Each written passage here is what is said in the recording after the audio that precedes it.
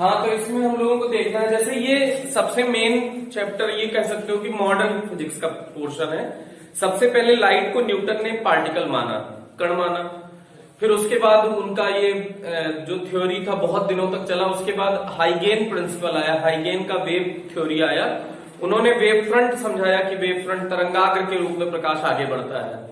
तो भाई उसका भी स्वीकृति हुई, वो भी एक्सेप्ट किया गया कि हाँ वेव के फॉर्म में चलता है। फिर यहाँ पे एक एक्सपेरिमेंट हुआ, डेविसन जर्मर एक्सपेरिमेंट। इस बार वो सिलेबस से हटा दिया गया है, लेकिन एक्सपेरिमेंट वो पढ़ाएंगे हम जरूर, क्योंकि उससे कॉन्सेप्ट क्लियर होगा कि कैसे इसमें डुअल नेचर, मतलब ये वाला ये पार्टिकल नेचर माना गया है। तो उस एक्सपेरिमेंट से पता चला कि इसके पास वेव नेचर और पार्टिकल नेचर दोनों, पार्टिकल नेचर होते हैं और वेव नेचर तो प्रूव ही था। तो इसका मतलब उससे प्रूव हो गया कि सिर्फ वेव नेचर नहीं होता है, पार्टिकल नेचर भी होता है, मतलब दोनों गुण होता है। तरंग का गुण होता है और कण का भी गुण होता है। तो तरंग का गुण और कण का गुण अगर दोनों पाया जाएगा तो इसका मतलब है वो उसके पास दो गुण है, तो डुअल नेचर है, द्वैती प्रकृति है, दो दो गुण रखता है। तो अब इस चैप्टर में हम लोग वही सुनने जा रहे हैं कि दो गुण कैसे रखता है।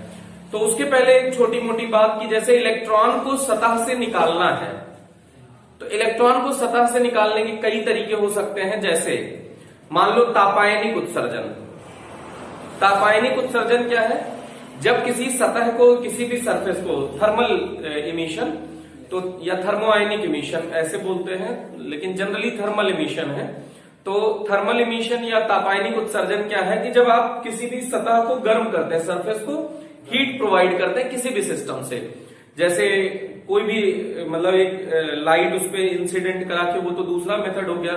मतलब जैसे उसको भट्टी में गर्म कर दीजिए या किसी चीज में गर्म कर दीजिए तो चमकने लगता है ना।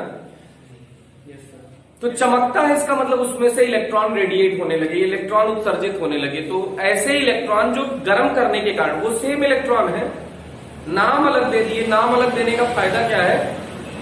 ये पता चल सके कि ये यहां से उत्पन्न हुआ है। नहीं आया नाम? जैसे हम मतलब मान लो कि एक माँ बाप के 4 बच्चे हैं, वो तो सबका पता है ना कि उन्हीं के बेटे हैं, लेकिन उन सबका नाम अलग अलग रख दिया जाता है कि उनमें भी कौन कैसे, मतलब कौन बड़ा है कौन छोटा है, तो कोई नाम से ही तो बताएंगे, है कि नहीं? तो इसलिए उनके नाम अलग अलग रख दिए जाते हैं। जैसे कि नाम रख दिया गया थर्मल इलेक्ट्रॉन। थर्मल इलेक्ट्रॉन का मतलब जो गर्म करने से, ताप देने से जो इलेक्ट्रॉन जनरेट हुआ उसका नाम क्या हो गया? Thermal electron. तो ये थर्मल इमिशन था। थर्मल इमिशन से जो इलेक्ट्रॉन जनरेट होगा, तापायनिक उत्सर्जन से जो इलेक्ट्रॉन उत्पन्न होगा उसे तापीय इलेक्ट्रॉन कहेंगे। कौन सा इलेक्ट्रॉन? पापीय नहीं, तापीय इलेक्ट्रॉन। कौन सा इलेक्ट्रॉन? तापीय इलेक्ट्रॉन। और इंग्लिश में क्या कहेंगे? Thermal electron. तो ये ताप देने से उत्सर्जन हुआ, एक तरीका। दूसरा होता है फील्ड इमिशन, क्षेत्र उत्सर्जन। क्षेत्र उत्सर्जन का मतलब वैद्युत क्षेत्र लगा दो, इलेक्ट्रिक फील्ड लगा दिए दो प्लेट के बीच में। मान लो ये प्लस प्लेट है, ये माइनस प्लेट है, तो माइनस वाला प्लस वाले इलेक्ट्रॉन इसमें निकाल के अपनी तरफ खींचेगा ना, प्लस प्लेट। तो ये फील्ड लगाने के कारण इलेक्ट्रॉन जनरेट हुआ है, तो इसीलिए इसको फील्ड इमिशन कहते हैं।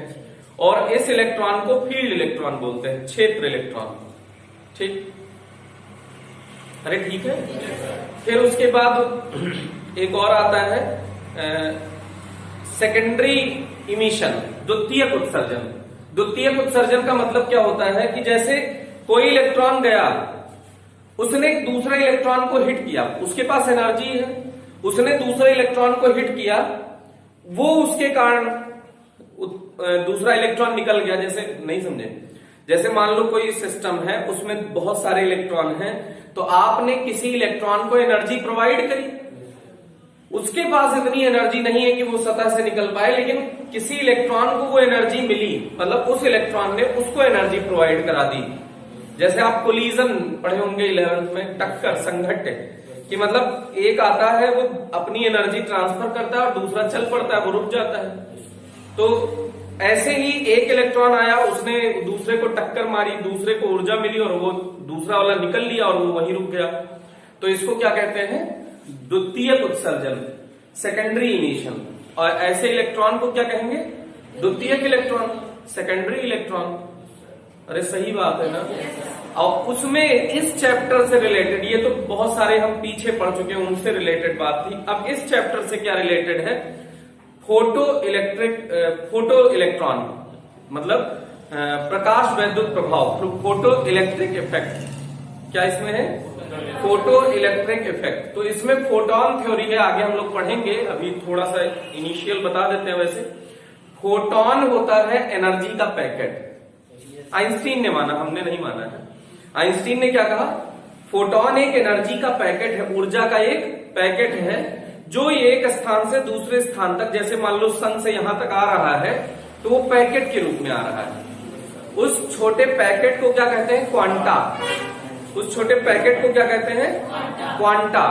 फोटोन के बारे में आप एक बात जान लीजिए कि इसमें, जैसे आपने संरक्षण का नियम पढ़ा है, बहुत सारे कंजर्वेशन लॉज, तो फोटोन में वो कंजर्वेशन फॉलो नहीं होता है। जैसे फोटोन का नंबर चेंज हो जाता है, खत्म हो जाता है। जैसे फोटोन लाइट का आ रहा है, मान लो लाइट नहीं है, वो लाइट किस रूप में आ रही है, फोटोन के रूप में। किस रूप में आ रही है, फोटोन के रूप में। फोटोन किस रूप में है, पैकेट के रूप में। उस पैकेट का नाम क्या है, क्वांटा। क्वांटा। पैकेट के अंदर कौन है, फोटोन। पैकेट के अंदर कौन है, फोटोन। लेकिन उस पैकेट को की लाइट जब आ रही है तो वो जब आता है, इंसिडेंट होगा सतह पर, अपनी पूरी एनर्जी ट्रांसफर करेगा, खुद खत्म हो जाएगा। तो नंबर कहां कांस्टेंट है, मतलब कर चले हम फिदा जानतन साथियों, अब तुम्हारे हवाले वतन साथियों।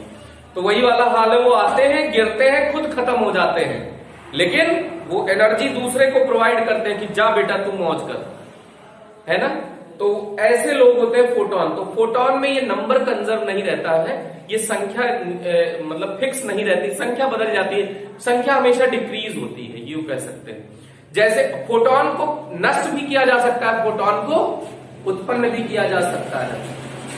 जैसे सोचो कैसे, सन से लाइट आ रही है, सरफेस पे गिरी, फोटोन मर गए, मतलब फोटोन खत्म हो गए, लेकिन उसकी एनर्जी कहां गई, इलेक्ट्रॉन को ट्रांसफर हो गई। अब वो इलेक्ट्रॉन उस फोटोन के कारण उत्सर्जित होंगे, तो फोटोन नष्ट हो गए ना। अरे बोलो भाई। तो फोटोन उत्पन्न भी हो सकते हैं। टॉर्च लिए थे, टुप से जला दी, उसके पहले कोई फोटोन था वहां, टॉर्च जलाए, फोटोन पैदा हो गया। तो फोटोन उत्पन्न भी किया जा सकता है, फोटोन नष्ट भी किया जा सकता है। नहीं आया, नहीं आया। तो वो फोटोन जब आता है तो सरफेस को एनर्जी ट्रांसफर करता है और खुद का अस्तित्व समाप्त कर लेता है और वो इलेक्ट्रॉन जनरेट करता है। तो ऐसे इलेक्ट्रॉन का स्पेशल नाम है फोटो इलेक्ट्रॉन। ऐसा इलेक्ट्रॉन नहीं जो फोटो लेके अपने साथ चलता हो, है ना। फोटो इलेक्ट्रॉन किसको कहते हैं, जो फोटोन ने एनर्जी दी, उस एनर्जी के कारण वो निकला है। किसकी एनर्जी के कारण निकला है, फोटोन की एनर्जी के कारण निकला है, इसलिए उस इलेक्ट्रॉन का नाम फोटो इलेक्ट्रॉन। तो हमने कई टाइप के इलेक्ट्रॉन पढ़ लिए ना, अरे पढ़ लिए ना। तो आपका इस चैप्टर में मेन बात हमेशा फोटोन, फोटो इलेक्ट्रॉन, इन्हीं सब की चर्चा होगी। तो ये एकदम कॉन्सेप्ट क्लियर होना चाहिए, ठीक है। अब उसके बाद देखिएगा कुछ बातें, जैसे इससे रिलेटेड छोटी छोटी बातें अगर आप सीखते हैं, फिर हम लोग आगे एक एक्सपेरिमेंट है, हॉलबॉक्स तथा लेनार्ड का एक्सपेरिमेंट। किसका एक्सपेरिमेंट, हॉलबॉक्स लेनार्ड का एक्सपेरिमेंट। इसने भी भाई दुनिया की सोच का तरीका बदल दिया। जो एक्सपेरिमेंट है, इसने वेव थ्योरी को गलत सिद्ध किया। नहीं आया, देख रहे हो क्या हो रहा है, न्यूटन गलत हुए, वेव थ्योरी आई, वेव थ्योरी को हॉलबॉक्स लेनार्ड ने गलत कर दिया, तो फिर डुअल नेचर की थ्योरी आई। ठीक है भाई। तो अभी हम लोग पढ़ने जा रहे हैं, पहले उससे रिलेटेड छोटी छोटी एक दो बातें, कि जैसे आप ऐसे सोचो कि ये कोई ऑब्जेक्ट है, ये कोई वस्तु है, इस पे लाइट ऐसे इंसिडेंट हो रही है, किस फॉर्म में, फोटोन के फॉर्म में। फोटोन की एनर्जी कितनी होती है, एच न्यू। फोटोन की एनर्जी कितनी होती है, एच न्यू। एच क्या है, प्लांक्स नियतांक, प्लांक्स कांस्टेंट। एच क्या है, प्लांक्स कांस्टेंट। न्यू है फ्रीक्वेंसी या आवृत्ति। न्यू क्या भैया, फ्रीक्वेंसी या आवृत्ति। अब ये एच न्यू लाइट आती है, इस पे इंसिडेंट होगी, मतलब ये फोटोन आ रहा है। मतलब ये कौन आ रहा है, फोटोन। अब ये फोटोन इस सरफेस पे आके यहाँ पे इंसिडेंट होंगे। फोटोन कैसे आदमी, बड़े अच्छे आदमी है, खुद समाप्त हो जाएंगे और वो एनर्जी किसको ट्रांसफर करेंगे, इलेक्ट्रॉन को। अब इलेक्ट्रॉन के पास हो सकता है वो एनर्जी सफिशियंट हो सकता है एनर्जी सफिशियंट ना हो कि वो सरफेस छोड़कर आ पाए। तो उसी की चर्चा करने जा रहे हैं। तो इलेक्ट्रॉन अगर सरफेस पे है, यहां भी तो हो सकता है इलेक्ट्रॉन, अरे ढेर सारे इलेक्ट्रॉन होंगे ना। हम अलग अलग ऐसे थोड़े 10, 20, 50 इलेक्ट्रॉन दिखा रहे हैं, होने को इसमें कितने होंगे, करोड़ों से भी बहुत ज्यादा ना। अरे नहीं आया, बहुत सारे इलेक्ट्रॉन होंगे ना। तो हमने बहुत थोड़े से इलेक्ट्रॉन दिखाए हैं। तो ये जो एनर्जी आ रही है,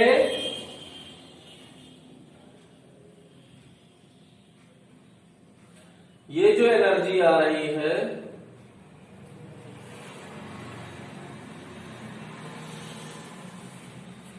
ऐसे अलग अलग इलेक्ट्रॉन तक आ सकती है। अरे आ सकती है ना।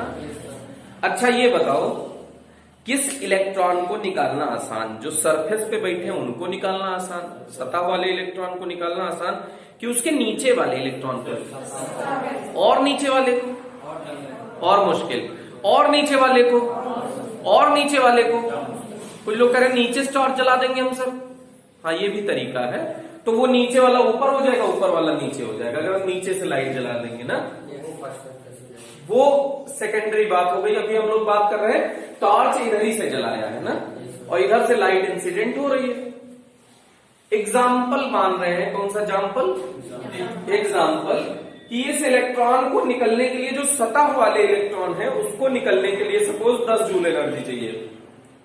कौन सपोज कितनी जूल एनर्जी चाहिए, 10 जूल। तो ये यहां से आए, यहां से इसको एनर्जी दिए, तो सपोज इसको सतह तक आने के लिए 2 जूल एनर्जी खर्च करनी पड़ेगी। अरे उसमें भी तो चलना पड़ेगा यार, उसमें भी एनर्जी चाहिए, नहीं टकराव हो गए, बहुत सारा डेंसिटी, बहुत ज्यादा लोग बैठे हैं, तो उसमें चलोगे तो ठक ठक ठक ठक टक्कर होगी ना। अब उसमें एकदम वो टक्कर करके और तुम निकलने की औकात रखते होगे तो बाहर आ पाओगे, नहीं लोग कहेंगे कहां जा रहे हैं, बैठो। सही बात है कि नहीं। तो इसके पास एनर्जी होनी चाहिए कि नहीं होनी चाहिए। तो 2 जूल से तो ये सरफेस तक आ पाएंगे, और सरफेस से निकलने के लिए कितनी जूल चाहिए, 10 जूल चाहिए।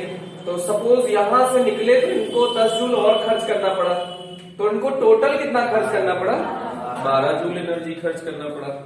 ऐसे ही इनको निकालने के लिए भी वही 10 जूल खर्च करना पड़ेगा, लेकिन इनको निकालने के लिए सोचो यहां से सरफेस तक भी आना है ना। सरफेस तक आने के लिए सपोज 5 जूल एनर्जी खर्च हो गई। सरफेस तक आने के लिए कौन सी एनर्जी खर्च होगी, कितनी, 5 जूल। फिर सरफेस से निकलने के लिए भी तो एनर्जी चाहिए, कितनी, 10 जूल। तो टोटल इनको कितनी जूल एनर्जी हो गई, 15 जूल एनर्जी खर्च हो गई।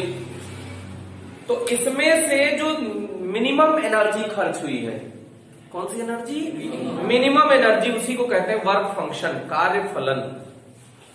ये बोर्ड के लिए इंपॉर्टेंट डेफिनेशन नहीं है, महा इंपॉर्टेंट डेफिनेशन है। बोर्ड वाले इतना ज्यादा पूछते हैं, 3 डेफिनेशन एकदम फिक्स जान लो। उसमें से भी 2 पक्की बात, एक कार्यफलन हो जाएगा वर्क फंक्शन, और एक दहली आवृत्ति है। कौन सी आवृत्ति, थ्रेशोल्ड फ्रीक्वेंसी। कौन सी फ्रीक्वेंसी, थ्रेशोल्ड फ्रीक्वेंसी और वर्क फंक्शन, दहली आवृत्ति और कार्यफलन। बोर्ड को इतना नहीं पसंद है, रिकॉर्ड तोड़ पसंद है। तो ये एग्जाम में आता है कि बहुत आता है, बहुत आता है। तो इसको याद होना चाहिए कि रटा होना चाहिए एकदम सन्नाटे के साथ ना। तो देखो,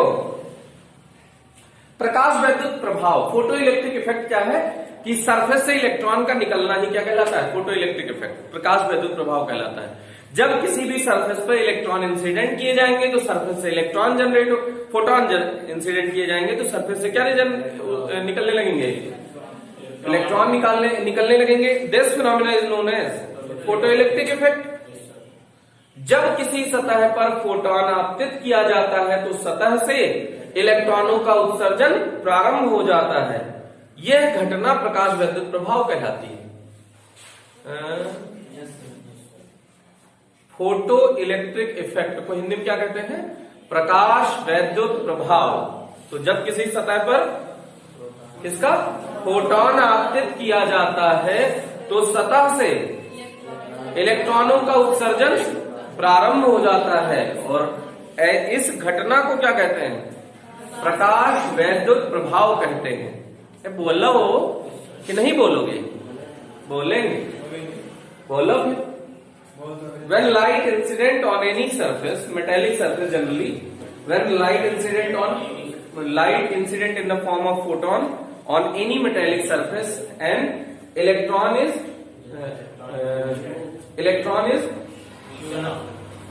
electron starts emitting from surface, then this phenomena is known as photoelectric effect।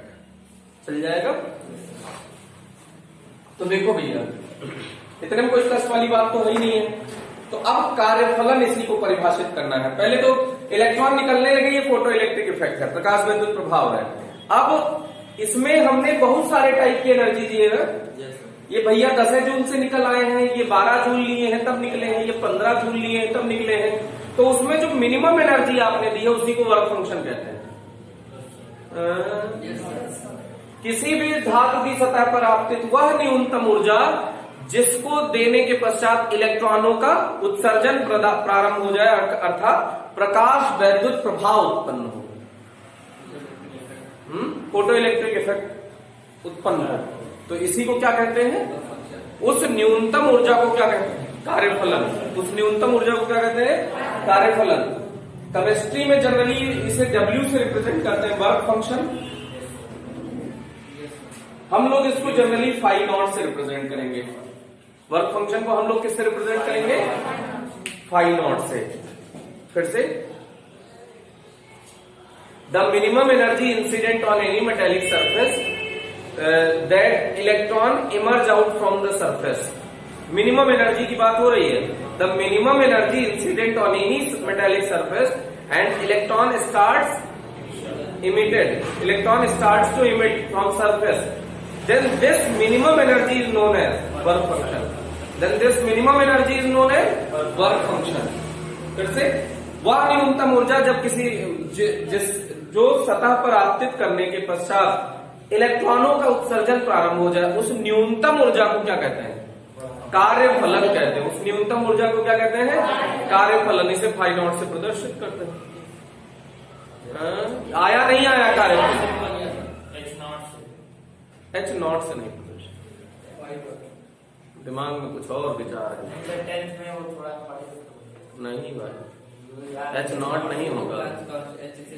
H से प्लांक्स कांस्टेंट रिप्रेजेंट करते हैं। फिर उसी में आपने देखा होगा एंगुलर मोमेंटम, जहां कंजर्वेशन बताया होगा केमिस्ट्री वाले ने, बोर मॉडल, उसमें H कट बताया होगा। एक H कट और H नॉट, H यही दो सिंबल जनरली यूज होता है H का। तो सुनो फिर से, वह न्यूनतम ऊर्जा जिसे सतह पर आपतित करने पर, इतना ना लिखो कि इस सतह से इलेक्ट्रॉन का उत्सर्जन प्रारंभ हो जाए, इसे लिख दो कि वह न्यूनतम ऊर्जा जिसे सतह पर आपतित करने पर प्रकाश वैद्युत प्रभाव उत्पन्न होता है, उस न्यूनतम ऊर्जा को क्या कहते हैं? कार्यफलन। That minimum energy which can incident on any metallic surface, then photo electric effect is generated, then this minimum energy is known as work function. ऐसे भी कह सकते हैं ना। वह न्यूनतम ऊर्जा जिसे किसी सतह पर आपतित करने पर प्रकाश वैद्युत प्रभाव उत्पन्न होता है, उस न्यूनतम ऊर्जा को क्या कहते हैं? कार्यफलन। या वह न्यूनतम ऊर्जा, सतह से इलेक्ट्रॉनों को निकालने के लिए आवश्यक न्यूनतम ऊर्जा को कार्यफलन कहते हैं। ये भी कह सकते, ये थोड़ा छोटा परिभाषा हो गया। किसी भी धातु की सतह से इलेक्ट्रॉन को निकालने के लिए आवश्यक न्यूनतम ऊर्जा को कार्यफलन कहते हैं। ये थोड़ा अच्छा लग रहा है, छोटी भी है अच्छी भी है ना, चल जाएगा। अब इसके बाद देखिएगा, कार्यफलन हो गया तो देहली आवृत्ति। आवृत्ति पहले समझने के लिए पहले ऐसे समझिए, ये कलर याद करिए, विबग्योर लगभग सबको याद है क्योंकि सब लोग ऑप्टिक्स पढ़ के यहां बैठे हैं। सही बात है। पूरा हमने बताया था रमई वक्स गामासी। क्या बताया था पूरा? रमई वक्स गामासी। पूरा देखिए, रमई वक्स गामासी, रमई वक्स गामासी। तो ये विजिबल है, ये क्या है? विजिबल। अगर इधर रमई वक्स गामा चलेंगे तो इधर उल्टा चलेंगे ना, विबग्योर के लिए है। ये कहा भैया हमसे नहीं, हमसे फिर से सबसे कम वेवलेंथ किसकी होगी? वो फ्रीक्वेंसी रेडियो की। सबसे कम वेवलेंथ किसकी? तरंग दैर्घ्य। सबसे ज्यादा तरंग दैर्घ्य रेडियो की, सबसे कम आवृत्ति, सबसे कम फ्रीक्वेंसी, मिनिमम फ्रीक्वेंसी किसकी होगी? रेडियो की। उसके बाद माइक्रो की, उसके बाद माइक्रो। रेडियो माने रेडियो तरंगे, माइक्रो माने सूक्ष्म तरंगे। माइक्रोवेव इंग्लिश में कहते हैं, हिंदी में सूक्ष्म तरंगे। माइक्रो माने बहुत छोटा ना, तो उसी के लिए सूक्ष्म यूज करते हैं, तो माइक्रोवेव। इंफ्रारेड हिंदी में कहते हैं अवरक्त। इंफ्रारेड को हिंदी में क्या कहते हैं? अवरक्त।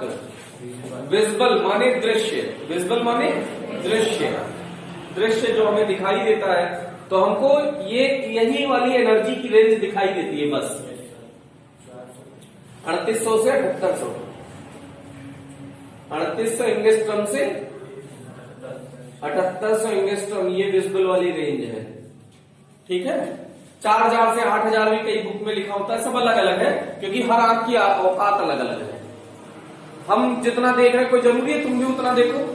कुछ लोग उससे ज्यादा देख सकते हैं, कुछ लोग उससे कम देख सकते हैं, तो ये आंखों की औकात पर डिपेंड करता है। जैसे जिसने एक्सपेरिमेंट किया होगा जिस आंख के लिए, उसने वो फ्रीक्वेंसी रेंज लिख दी। किसी ने और एक्सपेरिमेंट किया होगा किसी और वेव के लिए, तो किसी और आंख के लिए उसने अलग फ्रीक्वेंसी रेंज लिख दी। तो इसमें ज्यादा स्ट्रेस लेना नहीं है, एक बैंड है।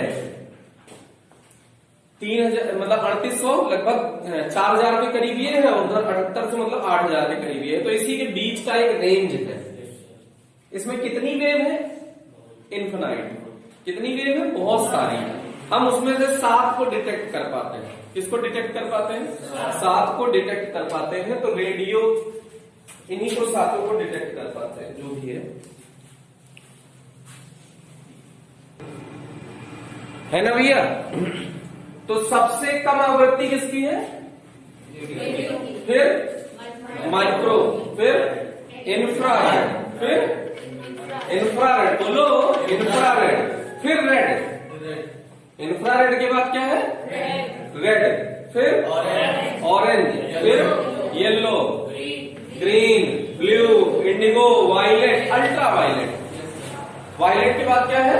अल्ट्रा वायलेट माने अवरक्त तरंगे, वो सॉरी पराबैंगनी। अल्ट्रा वायलेट को हिंदी में क्या कहते हैं? पराबैंगनी। फिर x ray, gamma ray, cosmic ray. Cosmic ray chemistry में पढ़ाना होता है, फिजिक्स में कॉस्मिक रे पढ़ाने की कोई जरूरत नहीं है। तो सुनो भाई, इतना ठीक है ना? Yes sir. तो अगर हम लोग इसी की चर्चा करेंगे, तो इसमें सबसे कम फ्रीक्वेंसी किसकी है? रेड की। न्यू मिनिमम है इसका, और वायलेट की न्यू मैक्सिमम है। तो फ्रीक्वेंसी हम लोग जिसकी बात करेंगे, ऐसे होने को तो मिनिमम फ्रीक्वेंसी किसकी है? रेडियो की। होने को किसकी मिनिमम फ्रीक्वेंसी है? रेडियो की। लेकिन हम लोग ये विजिबल रेंज वाले की बात कर रहे हैं, तो विजिबल में किसकी मिनिमम है? बोलो, दृश्य में रेड की मिनिमम है क्या? फ्रीक्वेंसी। फ्रीक्वेंसी मिनिमम तो वेवलेंथ सबसे बड़ी ऐसे चलेगा, और ब्लू वाली चलेगी, वायलेट वाली ब्लू ऐसे चलेगी, बहुत छोटी।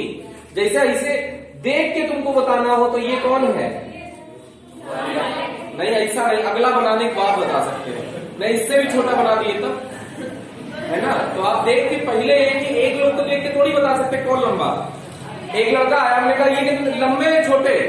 कहीं लंबे। हम उसके बगल में एक तो दीवार लाके, मतलब एक डंडा लाके खड़ा कर दिया, खूब लंबा। हम कह बताओ कौन लंबा है? डंडा लंबा। ये थोड़ी होता है, जब पहले कहो कि किसके रिस्पेक्ट में ना, तो दूसरा लाके रखे तब आप बताओ कि ये छोटा है कि बड़ा। तो अब इसके रिस्पेक्ट में अगर हमने ये बगल में ऐसा रख दिया, ये जब कम से कम 10 बार हुए तब ये 1 बार हुए, मतलब ये वेव लेंथ है। एक क्रिस्ट और एक ट्रफ के बीच की डिस्टेंस को क्या कहते थे? वेव लेंथ ना कहते थे ना। एक और गर्भ के बीच की दूरी को, या 2 कण जो समान कला में कंपन करते हैं उनके मध्य की दूरी को तरंग दैर्घ्य कहते थे। याद है नहीं याद है? ठीक है, तो इसकी वेवलेंथ कम है, इसकी वेवलेंथ ज्यादा है। वेवलेंथ ज्यादा तो फ्रीक्वेंसी आवृत्ति कम, तो इसीलिए इसकी रेड की आवृत्ति और वायलेट की आवृत्ति ज्यादा है। सबसे ज्यादा नहीं है इस दुनिया में, वायलेट से भी ज्यादा किसकी है? अल्ट्रा वायलेट, उससे भी ज्यादा, उससे भी ज्यादा, उससे भी ज्यादा कॉस्मिक रे, है ना? तो और ज्यादा एनर्जी के लोग हैं, और ज्यादा फ्रिक्वेंसी के लोग हैं, लेकिन हम लोग इन्हीं की चर्चा करने वाले हैं। इतना दिमाग में बैठ गया क्या? अरे पक्की बात। तो आज के बाद समझ लीजिए, जब भी हम कहेंगे फ्रिक्वेंसी बदलो, क्या कहेंगे? बोलो भाई, फ्रिक्वेंसी बदलो, आवृत्ति बदलो, तो आप बल्ब का रंग बदल देंगे, हैं? हमने कहा यार मजा नहीं आ रहा है, ये फ्रिक्वेंसी इसकी चेंज करो तो तुम इतने ही वॉट की, मान लो ये 5 वॉट का बल्ब लगा हो, एलईडी कितने वॉट की लगी हो? 5 वॉट की एलईडी लगी हो, तो तुम 5 ही वॉट का दूसरा कलर लाके लगा दो। नहीं आया। अगर सपोज ये रेड एलईडी लगी है, हमने कहा फ्रिक्वेंसी बढ़ाओ यार, तो कौन सी एलईडी लाके लगा दोगे? अरे रेड के बाद कौन है भाई? ज्यादा आवृत्ति की, वायलेट है डायरेक्ट, ऑरेंज में लाके लगा सकते हो, और ज्यादा की लगाओ तो येलो लगा दो, और ज्यादा की लगाओ तो और ज्यादा की, तो ऐसे लगा सकते हैं ना। तो अगर हमने कहा ये आवृत्ति बढ़ाओ, तो क्या कर दिया आपने? ऐसे। और हमने कहा इंटेंसिटी बढ़ाओ, तीव्रता बढ़ाओ। क्या कहा? इंटेंसिटी बढ़ाया, बल्ब में मजा नहीं आ रहा, इंटेंसिटी बढ़ा दो, तो आप क्या करेंगे? तुरंत है ये, मान लो 5 वॉट का बल्ब है, तो तुरंत लाके 10 वॉट का लगा दो। कलर नहीं बदलना है, लेकिन है क्या नहीं करना है?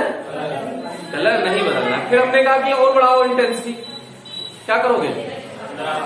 15 वॉट लगा दो। हमने कहा और बढ़ाओ, 100 वॉट लगा दो, कह दो बस चुप रहो, है ना? अरे सही बात है ना, 5 वॉट कोई बढ़ा रहा था, 100 वॉट लगा दी, बस अब बात खत्म। तो ऐसे जब इंटेंसिटी बढ़ानी होगी तो कैसे बढ़ाएंगे? वॉट बढ़ाएंगे। इंटेंसिटी बढ़ाने को बोलेंगे तो क्या बढ़ाएंगे? इंटेंसिटी बोले तो तीव्रता, तीव्रता बढ़ाने के लिए आप हमेशा किसको बढ़ाएंगे? वॉट बढ़ाएंगे। और अगर हमने कहा आवृत्ति बढ़ाओ, तो क्या बदलेंगे? कलर। लेकिन कलर भी कौन सा? किस तरफ जाएंगे? मतलब रेड से वायलेट की तरफ जाएंगे तो क्या बढ़ जाएगा? फ्रिक्वेंसी बढ़ जाएगी। रेड से वायलेट की तरफ जाएंगे तो क्या बढ़ जाएगी? आवृत्ति बढ़ जाएगी। ये समझ में आया? तो देखो सुनो, जैसे बात समझते हैं, ये धात्विक सतह है, मेटालिक सरफेस, ऐसे ढेर सारे इलेक्ट्रॉन है। मान लो इस पर रेड कलर इंसिडेंट किए, कौन सा कलर इंसिडेंट किए? रेड कलर का इंसिडेंस किया आपने, इलेक्ट्रॉन नहीं जनरेट हुए। मान लो 5 वॉट का बल्ब था, किस कलर का? रेड का। इलेक्ट्रॉन इंसिडेंट, इलेक्ट्रॉन नहीं इमिट हुए, इलेक्ट्रॉन का उत्सर्जन नहीं हुआ। लाल कलर का 5 वॉट का बल्ब है, लाल कलर का तुम 50 वॉट का बल्ब ले रहे, अब तो निकल गो। तो जब 50 वॉट का इस पे इंसिडेंट किए, तब वो इलेक्ट्रॉन नहीं निकले, तब भी इलेक्ट्रॉन नहीं निकले, तब दिमाग खराब हुआ, इस पागल है का, ले आए 500 वाट का कैब, अब तो निकलोगे, तब भी इलेक्ट्रॉन नहीं निकला बेटा। बस गए कहे अमेरिका से ऑर्डर करते हैं 1 लाख वाट का बल्ब लाता है, 1 लाख वाट का बल्ब लगा दिए, तब भी इलेक्ट्रॉन। ये क्या हो रहा है? कुछ तो है मतलब गड़बड़। तो मतलब अब हमने सोचा कि रेड कलर से मजा नहीं आ रहा है, तो कलर चेंज करते हैं। तो हमने क्या लिया? ऑरेंज कलर ले लिया। क्या लिया? Orange colour. 5 वाट का बल्ब लाए, नहीं हुआ। 50 वाट का लाए, तब भी नहीं हुआ। 500 का लाए, तब भी नहीं हुआ। 5 लाख का लाए, तब भी नहीं हुआ। मतलब इलेक्ट्रॉन नहीं इमर्ज हुए, निकले नहीं। 5 लाख वाट का बल्ब लगाओगे, जल जाएगा ऑब्जेक्ट, लेकिन इलेक्ट्रॉन नहीं इमिट हुआ। देख लो कितना हार्मफुल टाइप है। अरे सही बात है ना। हमने कहा चल बेटा कोई नहीं, येलो लाते। सपोज येलो का 5 वॉट का बल्ब लगाए तो इलेक्ट्रॉन निकल गए हैं। येलो का 5 वॉट का बल्ब लगाए, इलेक्ट्रॉन निकले। उनका ये कौन सी नोट है? लाभ कम करके देखते हैं। तो हम 1 वॉट का बल्ब ले आए। कितने वॉट का बल्ब ले आए? 1 वॉट का बल्ब ले आए, उसको लगाए, तब भी इलेक्ट्रॉन निकले। अरे नहीं आया।